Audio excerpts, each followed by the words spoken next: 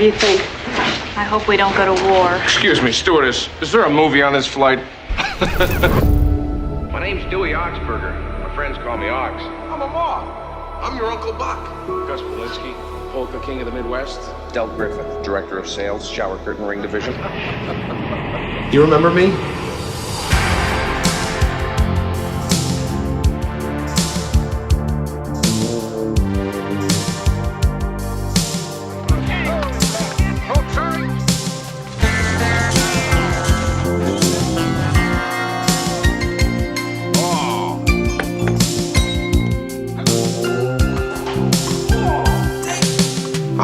I like me.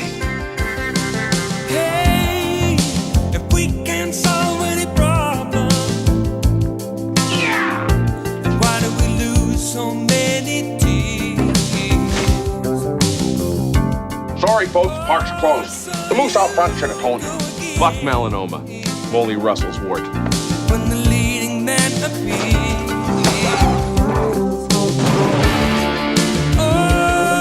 Orange whip. Orange whip. 3 orange whips.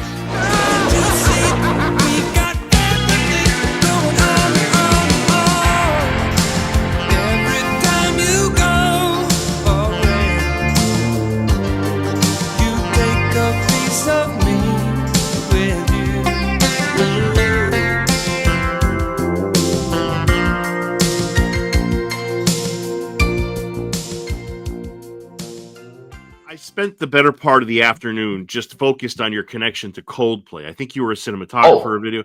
So just explain how you and the guys are like, how you work with them and just your relationship or your rapport with Coldplay, Chris.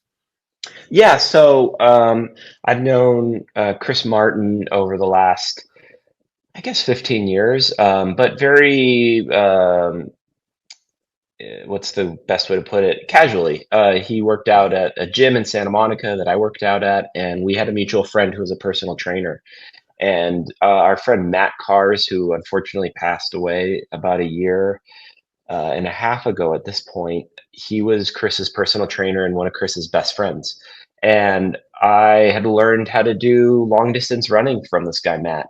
Very inspirational and influential person in my life. And when we lost Matt, I had been spending more time with Chris and our other good friend Adam Rosenthal, and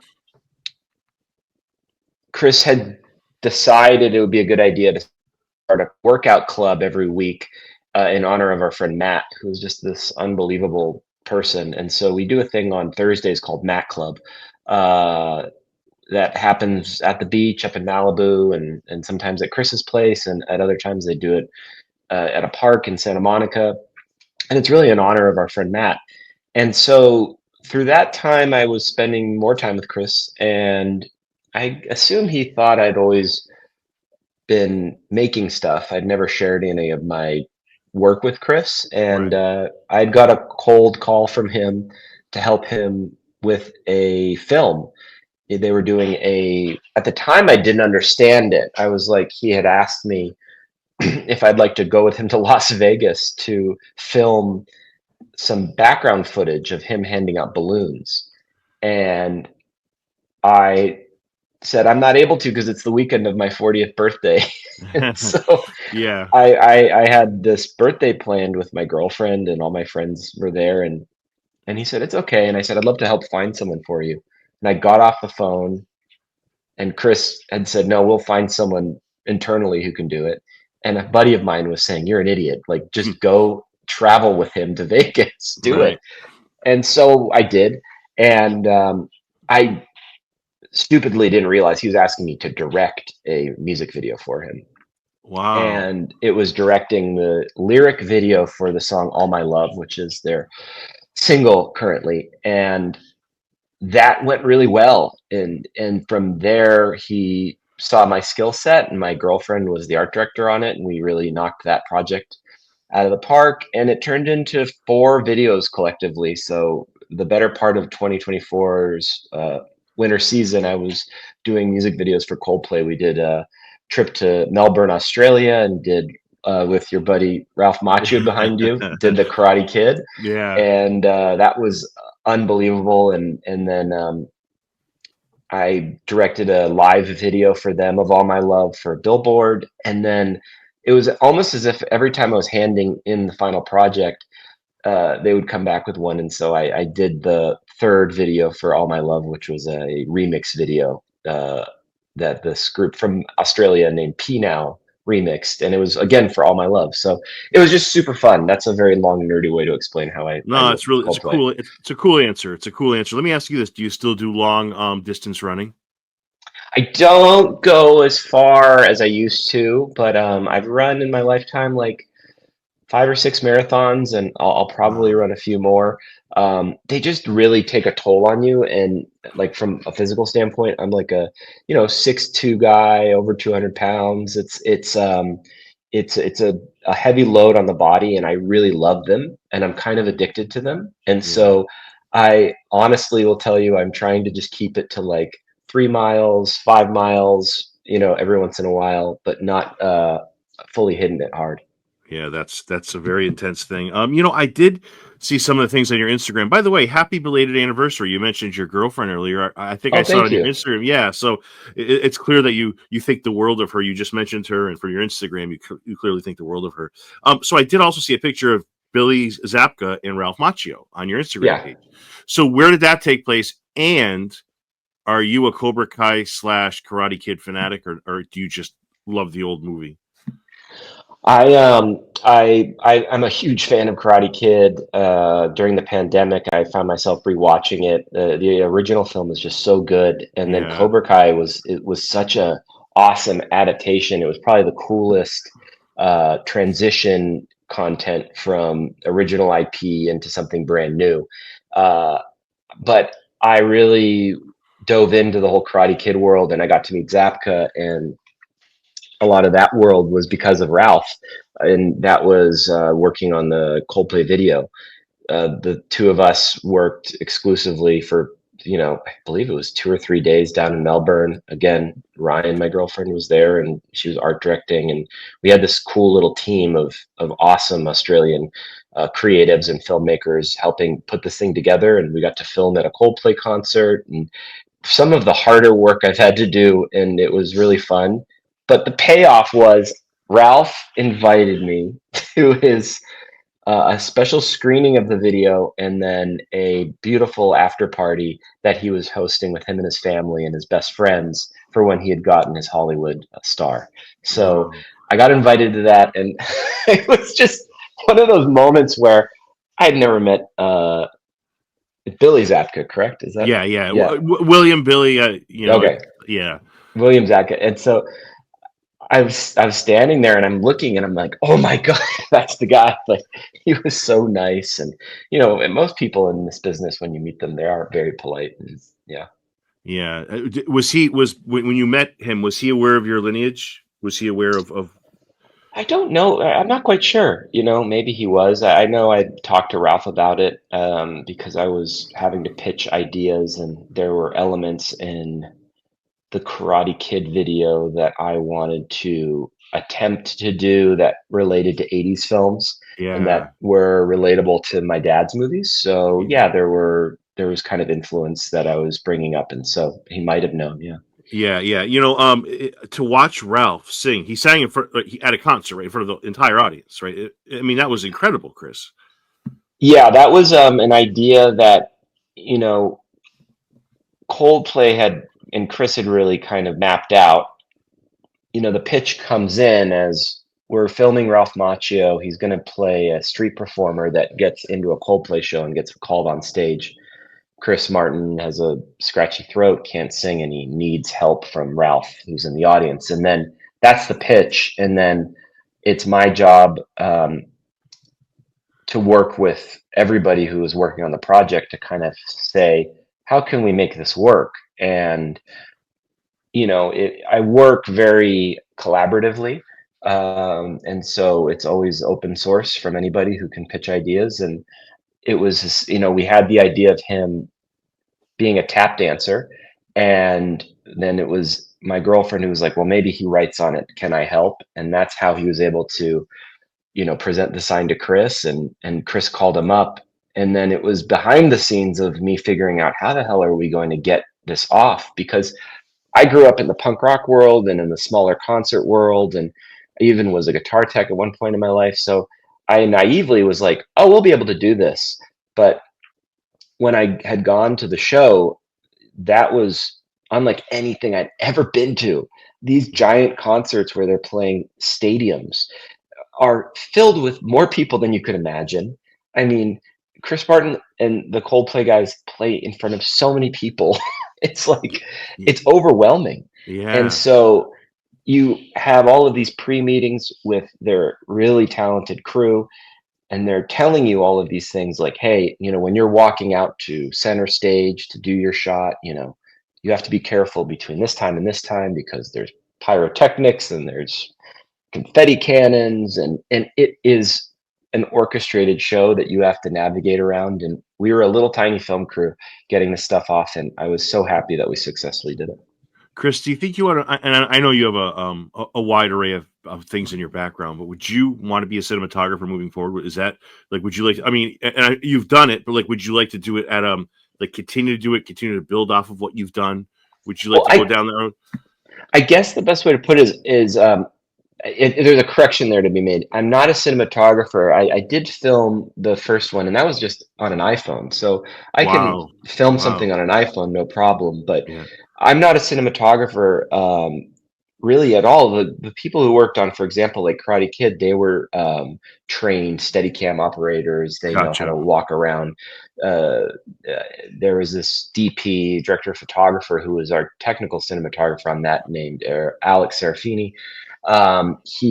Those are the guys that you end up collaborating with. I was the director on those projects, and so that's more of just the overall orchestration of being the liaison between your crew and the band and talent and getting that together. But I guess the confusion there is, the very first one, I was the filmer of that, because we needed to get all of these shots off with Chris Martin in Las Vegas and have no one notice we were doing it. Right. Because you don't want a crowd of, partiers in Las Vegas realizing that Chris Martin's walking around in a wig. Yeah, that's a good point. We mentioned Karate Kid. Isn't it amazing what Ralph has done with that franchise? Like when you and I'm older than you, but like I remember watching that when I was a kid. I was like, this is like mind blowing. And the older you get, Chris, and the more you watch it, you're like, this is not just like a cult movie from the 80s that was like fun to watch. The cinematography again, the music, the story itself, it just blows your heart away. Like, and for him to reintroduce that to a new generation is unbelievable, because I thought when Cobra Kai was first coming on the show, I'm like, there's no way he pulls this off. It's going to be tacky, it's cheesy, and boy, could I could not have been more wrong. Like, it's just phenomenal how he's introduced a whole new generation to the stuff that we grew up loving. It's great. I think it speaks to story and character, and also I think the best projects do well when people truly love what they've made. And it's really clear when you talk to Ralph that he loves that world and he loves living in that world. It's different. I think you could come across other people who maybe don't love their legacy or their heritage, and it's really apparent that all the people that work on that are just really stoked to be working and being able to do something so fun. Yeah, because like you said, he clearly loves being Daniel LaRusso. Like, by comparison, like Harrison Ford, who's a phenomenal actor, right? I don't think he loves Han Solo. I don't think he hates it, but I don't think he loves it. Like, I think he's doing it. He's a great actor. Yeah, he kind of had that grumpy kind of side to him about the character, right? Yeah. Yes, he's got that. Yeah. I guess that's the point. Yeah, and that's fair enough. Some people who I think are actors, they get a job and they do it and they don't think much more of it, and then they realize that it's their legacy, and it maybe takes them a minute to love it. I think Harrison Ford loves it now. I remember hearing an interview that he seems to really be appreciative and grateful of what he's done. But yeah, there's other times I think that like I said, Ralph loves that world. I was happy to be a part of it. Speaking of like the greatest one of the greatest commercials of the past Super Bowl was you in it. I mean, that story behind that is unbelievable, Chris. Like the fact that you were in it, and just people not realizing who you were, and you not saying a word, you kind of just being the humble self you are. I don't know, man. Talking like you had Belichick. Was Belichick on set the same day you were? Yeah, he was. Yeah, him and his girlfriend, and it was bizarre. Like, I mean, the yeah, I'm an actor by trade, and a lot of the work I tend to get is commercial acting, and commercial acting is super fun. And I've been doing it for a long time, and I was just really happy to book the job. I got the call that I had booked it on New Year's Eve, I believe. But at that point, they had booked the commercials kind of like the second week of January, and then the LA fires started. And the fires were really intense. My mom's house had to evacuate at one point, and then she was over at my place, and then we had to evacuate at one point, and thankfully, we had no major damage with the fires, and a lot of people had pure nightmare stories happen to them. Yeah. But everybody in LA was under this collective fear of what was going to happen, and so I remember it was kind of the height of a lot of that. I wasn't sure even if the commercial was going to happen, and then I was getting called in to fulfill all of the stuff, and it was funny because they had just called me in to do a wardrobe fitting, and it was to put a hamburger on my head, and also a little side note too is the commercial came in, and every actor I believe on that job, there's so many people, they were told you might not get your residuals from it, because if you are a mascot, you won't get residuals, but you've booked the job. So I was like, of course, when am I going to get a chance to play a hamburger? Kind of bummed on the residuals, but I said, Yeah. all right, whatever. And I also was like, I'm not going to turn down work at the beginning of the year. That's crazy. And so I still was. So this is all happening. But when I go to put the hamburger on, LA is super smoky, and I put this thing on my head, and I'm like, this isn't. I don't know what I'm doing. I just know it's Dunkin Donuts, and I'm a hamburger, and I see they're making all of these wardrobes, and the wardrobe people and the costume people knew exactly what was going on, but I was like, I have no idea, and it legitimately, they were pushing the shoot. I wasn't even sure it was going to happen, and then we showed up and went to work, and it was a huge job. It was at this giant soundstage in downtown Los Angeles, and it was almost like the pause of the fires occurred for me personally, and I got to go work with all these really funny people. And at that point, I saw how many actors were there, and it wasn't until I walked on that crazy set that I realized that this thing was going to be huge in regards to its production value. And then, oh yeah, it's a Super Bowl commercial. That finally came later. Yeah. How great is that? That is awesome. But like Jay and Silent Bob were there, and I'm kicking myself for not, like, if anyone that I didn't even tell Affleck. I just introduced myself to Affleck. I didn't connect any dots for him. That's just not my style. Yeah. And so, but the guys I was working with, I told, because we were talking and we had a rapport, and we, you talk to them more, and there's so many people on the set. So, but Jay and Silent Bob, I would have totally been like, I just have to introduce myself. That's so like, those watching Clerks, that's like, talk about nostalgia. It's like, in a way, that's my own Karate Kid, because watching that film was like the Friday night, bad boy movie. You're like, oh shit. Yeah. Chris, outside of Clerks, what else did you love growing up? Dad's movies aside, what did you love growing up? What are movies that you felt maybe pushed you in a way as an actor, as somebody who's been, making? Yeah, that's a great question. I obviously, like, grew up a nerd, and I was way into, Star Wars, and I was really, and I'm still rooting for the Jurassic Park franchise. Yeah. I mean, I saw that first film, and that just, like, totally captured me. And it's funny, like, I was actually talking to a friend the other night about this, but like, that is a really nerdy film to be into, right? And it's like even nerdy that I'm 40 and I'm like anxiously waiting the new one. Yeah. But to that point, it actually has helped me understand what I love about movies from that time. And one thing that Steven Spielberg does so well, and he actually does it in a majority of his movies, is he sets up an environment for you, the viewer, to get into. And I Yeah. believe it's through like his cinematography, his editing style.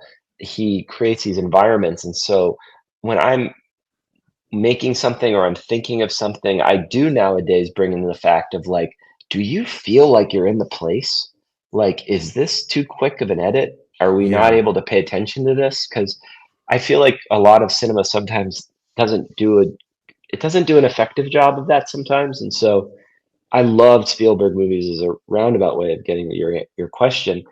And then as I got older, I did get into comedy in a very big way. And I mean, yeah, after my father passed away, I remember one of the first movies I truly laughed unbelievably hard at was Tommy Boy, and just the connections and all of the comedy there. And so yeah, there's all of these comedies that I was into, and then as I get older, you know, and I'm in college and whatnot, like really got into Billy Wilder. I took a class in him in college, and he was a director and a writer producer, and he was around from I believe like 60s or 50s, 60s, maybe even late 40s. But he did Sunset Boulevard. He did um, Double Indemnity. He did all the classic noirs, all the classic comedies. He's the Right. reason that you have Walter Matthau and Jack Lemmon together, and the way he told story was just really unbelievable. So yeah, those are kind of a grab bag of my like influences and whatnot. Yeah, that's a great answer, Chris. And sometimes I wonder with the kids that are growing up now, like what they have that we had. Like I feel like Yeah, there's a lot of great stuff, right? There's a million. You can get lost in life watching streaming networks. sure. But like what do the kids have now that's a really solid comedy? And I've said this before, I can't find one. Like I'm not saying there hasn't been funny television. Schitt's Creek, there's been great shows. I'm not saying that. But for Right, movies, for movies, you and I could go back and forth for 20 minutes and rattle off awesome right. movies from the 80s and 90s. The kids today, what can they say? Like, I mean, I don't know, but that's You me. know, and that same person I was talking to about Jurassic Park, he brought up the same point. He was like, there has to be, and it's like because then the question comes like, what are you in love with? Are you in love with that time of your life when you watched the thing, and that thing really represents that time? Like there's got to be a movie right now that like a 9-year-old is watching on a Friday night at a sleepover that's like, oh, I shouldn't be watching this. And maybe it is Pulp Fiction, or maybe it's, I don't know what it is, but yeah, I think there's definitely got to be something there because that's just how it works. Yeah. I have one more question for you, and then I'm kind of a little bit scattered here. And I was watching an interview yesterday of you and Richard Lewis. That was a Sure. great interview, Oh, Chris. That was thank so you. good. Yeah, it was so much fun to listen to. He's talk about a guy that's missed. Like your dad, Yeah. obviously, we get into, but like I miss him. Like Richard Lewis was a really funny guy. Like super under the radar. Like just he's got that Seinfeld esque, Larry David kind of, you know, Yeah. delivery. I miss him, man. And you guys were great together. Oh, thank you so much, man. Yeah. I miss Richard Lewis often.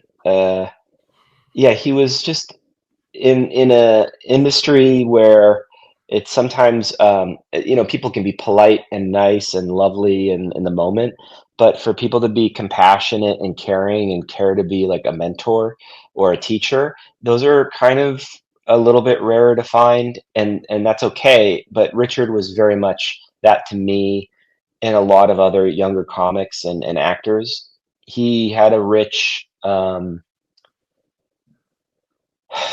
respect for comedy, and he loved Lenny Bruce, and he loved the romanticism of comedy, and he was so happy and clear to tell you his story and how he did it. And it was just, he was down to be there for you. And I just, and I don't have a friend like that in this business who's older at the moment who is going to randomly call me and talk my ear off and rattle off stories. Like I have a message saved from him still on my phone that's 5 minutes long. It's just like Wow. Wow. he would get on these rants and he'd say, "Hey, Chris, it's just me, Richard, and I'm so fucking I'm so depressed. I'm not depressed. That's my life. And just like, Yeah. he was so funny. And he would also never get off the phone with you without making you laugh. He would try Yeah. and find a joke, and oh my God, I miss him. So yeah, I just loved him. And yeah, he would take a bunch of us to lunch, and initially sometimes he'd just take me to lunch, and we'd go to this deli called Greenblatt's, which is not around anymore, and it's next door to the Laugh Factory. And we would just go have these like 3 hour long lunches, and I would be like fueled on coffee the entire time. And you know, he once did this thing to me where he ordered me this dish called the Richard Lewis Kugel, which was a kugel is like egg and macaroni salad. It's kind of like a Jewish delicacy, and he would get a charred piece of it and pour like non-sugar sweetener on top of it, like Splenda, and Yeah. he'd be like, "Now you got to try this." And he just like stared at me eating it, and I would just be like, "Oh yeah, it's good," but it was insane. It was like it was like eating a piece of like you know nuclear waste. It was wild. Yeah, to back that up, my wife's dad is Jewish, and so is she. But she like makes that kugel, and like it's definitely an acquired taste. I think. I mean, it's some people love it. Like if it's made the right way, I love it. But like her relatives will add like things in it that I'm like, ooh, I don't like the. Well, let me just make sure that I'm on the record here. I have no problem with Kugel. The Richard Lewis Kugel. Yes, no, I When you're, got you. No, yeah, I hear. yeah, yeah, yeah, Yeah, yeah, yeah, yeah. yeah. No, I'm willing to bet that I could be wowed by any culinary dish, but anytime you're pouring toxic Splenda on top of something to make it taste better, I'm going to put a few flags up. yeah, my response was to Richard's handling of Kugel. Like, but he's not alone in that. Like, I feel like that's done a lot where there's like, Oh, really? Okay. yeah, people have their own like spins on it, and it's like, Ah, give me regular Kugel that's like supposed to be served the way it's supposed to be served, and it's delicious. It's great. okay. I'll eat that. That's phenomenal. So let me ask you this. So I know you can't say a lot about this, okay? But there is a documentary coming out, and there was people Mhm. that fall, and I know you're very limited about what you could say, so I will be straight out, and I totally understand that. Is there a release date in mind, or is that still kind of in the process? It's still in the process, but I think it's fair to say that it's on the horizon, and it is. It's definitely it's approaching. Maybe is the right word to use. Now, and like I said, anytime if I'm overstepping my bounds, I think I made them generic enough. But let's see. Did you and your sister provide a lot of footage for this? Like, you don't have to get any specifics. Oh yeah, no, my mom, sister, and I are all individual co-executive producers on this, Yeah. and we provided a lot of stuff. Did it bring back some memories for you? Oh yeah, I mean, Yeah. I'm saving myself from fully explaining how intense it is, but it is a lot, and it is it's an emotional journey to bring someone, especially like my father, back onto the screen, and it's a beautiful portrait of his life. It's the whole story of him. Yeah, and the fact that the Candy family was happy and all in on this makes me happy to my core. Like I'm like, oh, thank you. Finally, somebody that's happy with a documentary because I got to tell you, Chris, I am so burnt out from crime documentaries. Like I'm gonna go. It's listen, Jean-Benet Ramsey was a tragedy. These are all tragedies, Right. but you end up in this like vortex of like 3, 4, 5. It's like I got to get like I'm gonna lose my own mind. Like I mean, and I'm not saying these things aren't well done. They're awesome. But like it's like a war movie. You can't watch 5 war movies in a row. You'll go nuts. Like it's hard to watch, right? I totally know what you're talking about. The documentary, it was interesting. Yeah, I think about that often because I remember, I think it was like Making a Murderer. Well, it started even back before that. Like there was that one show that was a crime show, like Unsolved Mysteries. Was that what it was? Or Cold Cases, or Unsolved Mysteries was one. Yeah, sure. Yeah. Okay, so that was kind of like the perfect, like you're in a hotel room, and you got like a couple hours to kill before you're going to dinner, and you watch like 5 episodes of that, and you're like, oh, this is great. And it isn't until you realize, like, and maybe I had just gotten older, I'm like, this is so brutal and sad and terrible, and they like oatmeal this really brutal, violent story that's primarily to women, actually, who are just always the victims of these terrible things. And but then it was the first doc I remember seeing on it was that Netflix one, Making a Murderer. And then I remember I watched that and I was like, oh my God, this is so good. Yeah. And then it was like they had, whatever streaming service it was, they keep doing them. But they're like, I think I was like, caught myself watching like a little bit of, maybe it was like some serial killer or something. And I'm going, why did this get a green light? And I'm like, wait, what? And so I've developed, like yourself, this, I have no stomach to watch that stuff because it's so violent, and I don't have any interest in, at the moment, understanding why a maniac did that, when there's all these amazing stories out there in the world that you could uplift. Why would you want to do one for, John Wayne Gacy or something? Yeah, Or yeah. I'm trying to think who the one was that they had done it on, and I'm like, this guy doesn't deserve like a rock star spin. Yeah. Dahmer's getting a lot. That's the one, Dahmer. Yeah. He's, and then, like, you remember how batshit crazy the pandemic was. Then we're introduced to like the Tiger King, which was which was the craziest. Then it was like funny. Then it was deeply disturbing, and then it's like, what am I watching here? Like, it's really good. I'm not saying it's bad, but it's good in small doses. Like, I can't just go 5-6 episodes and be good. I have to. Okay, here's one. A couple days later, we could do another one. Well, the one I watched, actually, because I have been watching more documentaries and kind of working on this current one, and I recently watched the Chris Reeves documentary, Superman. Oh, so good, yeah. And that one was unbelievably well done. I was crying from the minute it started to the end, and it was just such a beautiful story. That one was very good. Did you happen to see the Steve Martin documentary? It's called Steve. I did. Oh yeah, that was another unbelievably well done one. For those that are listening to this interview for the first time when it posts, I want them to see this clip. Would you mind if I played you a 40-second clip? Would you be okay with that? Sure. Yeah, okay. And then I'll stop it right when it's done. I have a beautiful scene. Look, I'm not going to read this speech, but it's that long.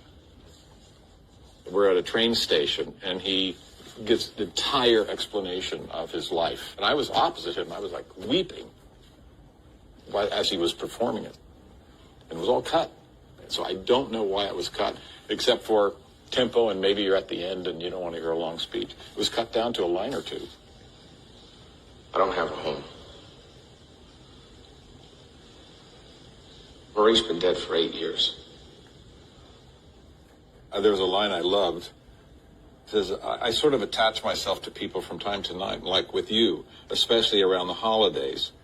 I can take it in March, July, October, but it gets hard. And then he said, this time I couldn't let go.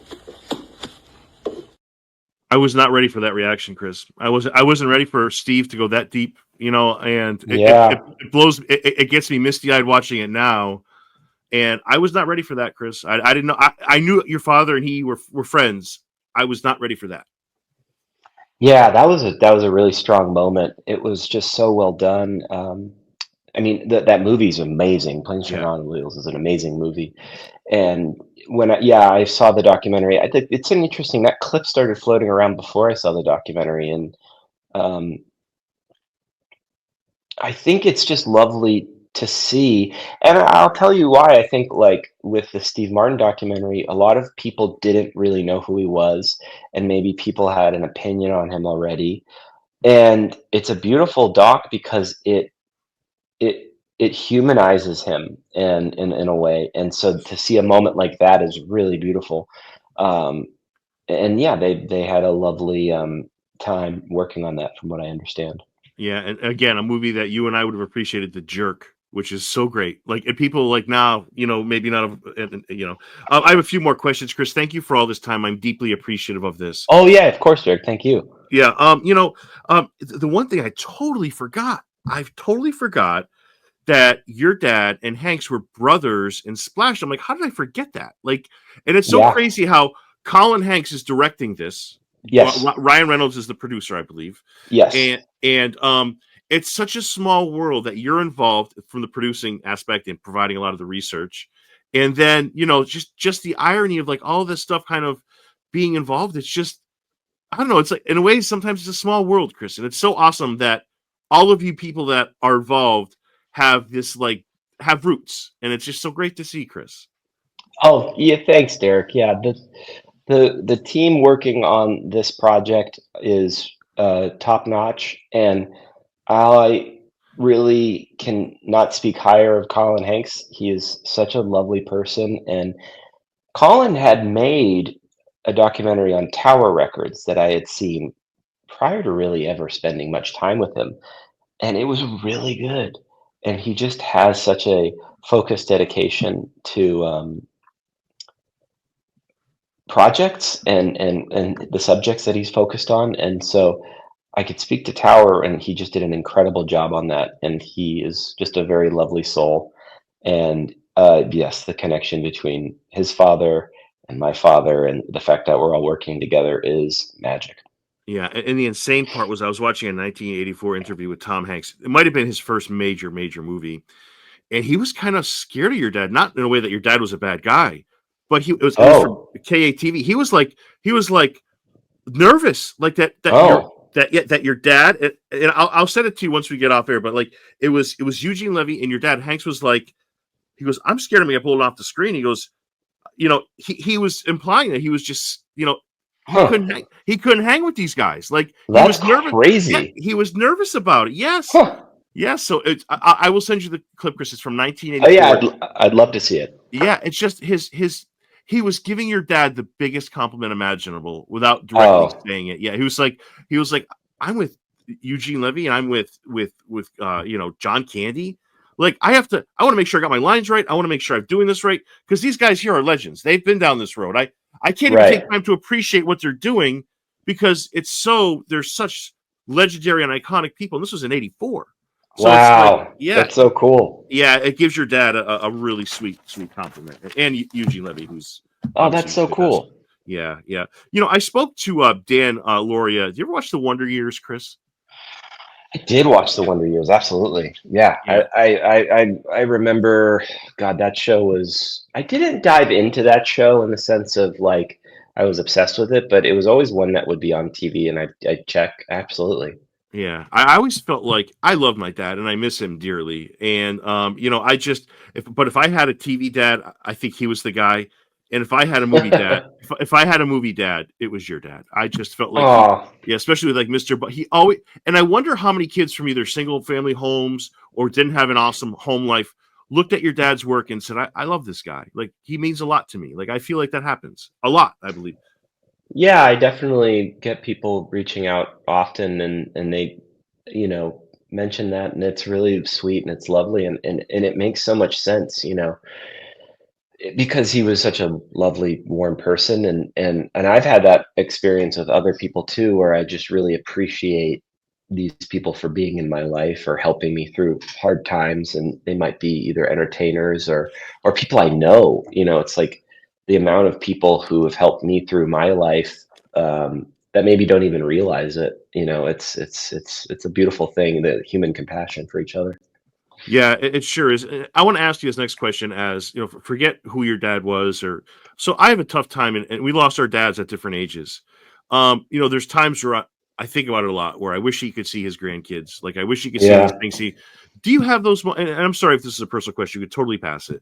But are there times in your life where you're like, I wish dad was around for this. I wish dad could see that. And how do you work your way past it? Because I struggle with that as a human being myself. How do you work past it? You can obviously that's the way life works. I get it. But sometimes it's a really hard thing to work past, Chris. God, that's a tough one. I think that first of all, I'm sorry with your loss. And I think that, it's such a really difficult thing to go through for anybody. I would say that you can't be critical on yourself and how you grieve, and you can't be judgmental of yourself of how you're grieving. And if you happen to be at a football game, or you're at a park, or you're, and you just all of a sudden get overtaken by the loss and the feeling, to go with it. I think the one thing you should never do is try and bottle it up, or and also to be cognizant enough of the fact that you've dealt with something that's really difficult, and to be okay with that and honor it, and not try and belittle it by any means. I think that is my experience, because anytime I'm trying to do that, it will resurface in some other way, and it's usually a way that's unpleasant, or you didn't want it to pop up that way. So to just have your feelings, that's really Yeah, the that's great advice. Thank you for sharing that. 100%. I totally get that.